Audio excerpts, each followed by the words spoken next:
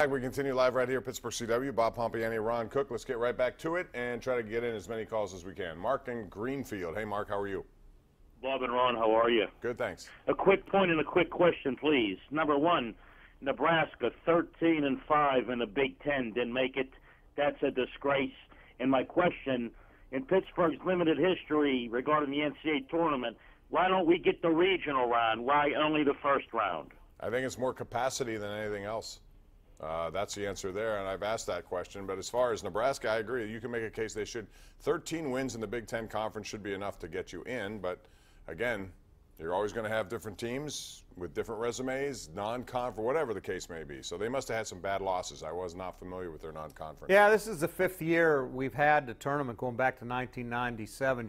You might remember. You remember Fang Mitchell, Bob? How cool was that was unbelievable. Coppin State. Coppin State, he bought his sports coat over where I shop at Heinz Healy because he needed something that matched, and they had a color for him that matched his coat. I mean, they upset South Carolina 15-2. They lost to Texas by 1 in the second round. Then we added an 0-2. That was maybe one of the greatest games I've ever seen. UCLA beat Bob Huggins' Cincinnati team 105-101. What a game that was. But this is the 5th time we've had one in first and second rounds both times.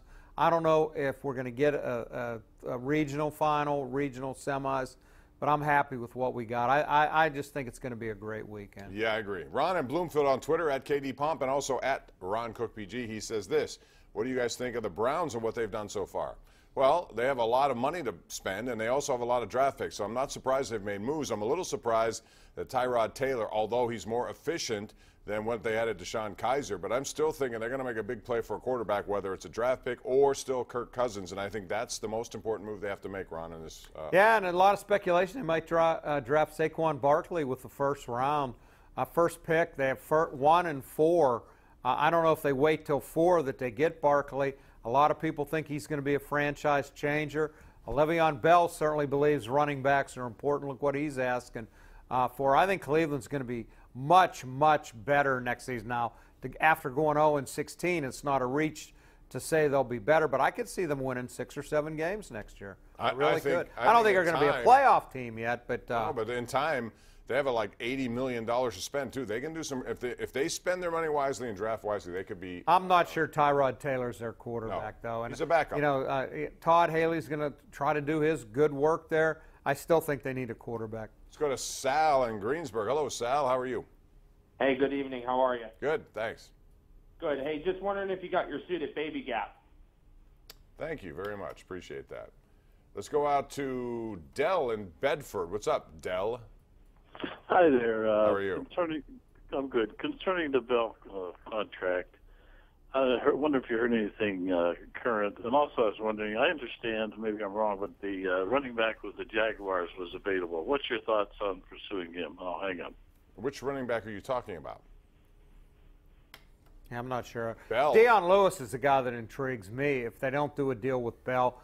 But I mean, they're going to do a deal with Bell. Yeah, I mean, they're committed to him for the franchise tag, but as Ed Bouchette wrote in his story, they can rescind that at any time. If they'd go out and sign a guy, they could rescind the offer to Bell as long as he hasn't signed it.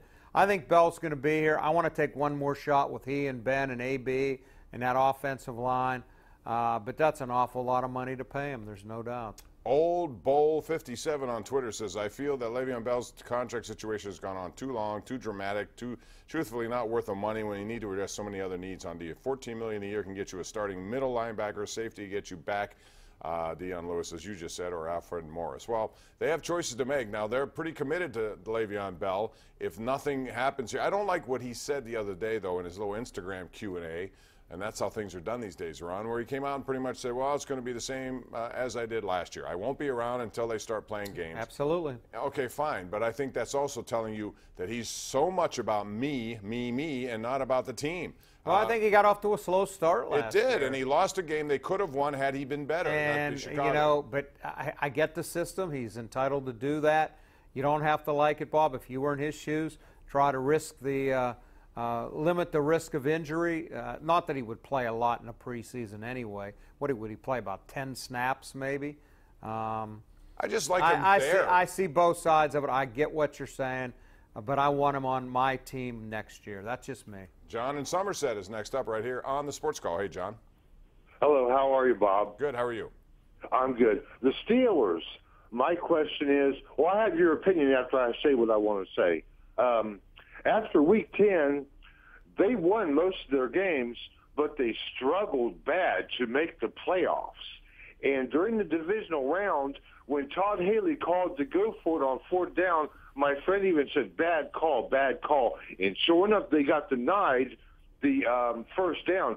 They could have tied the game up, maybe. Okay, but that's What's he history. talking about? Struggle to make the playoffs. They made the playoffs in about week 12. And they almost had the #1 overall seed. Yeah, so. I don't know where that's coming from. Yeah, and it wasn't Todd Haley's to go for it on 4th down. It's Mike Tomlin's call.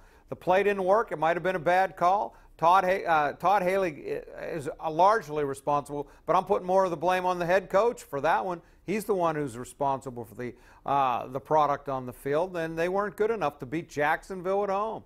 All right, let's go real quick out to Rocco in Bloomfield is next on the Sports Call. Hey, Rocco, how are you tonight? I'm doing well, Bob. Thanks for taking my call. Anytime.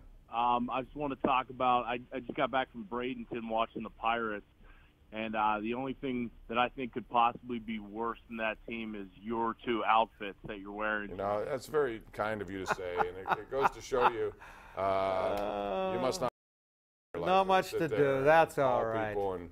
And troll, Bob, them. I'm used to being ridiculed. This is very unlike you to be ridiculed. If you saw the price tag on this, pal, you wouldn't have that thought. Anyway, we're due for a break. We'll take it right now. We'll come back with more after this.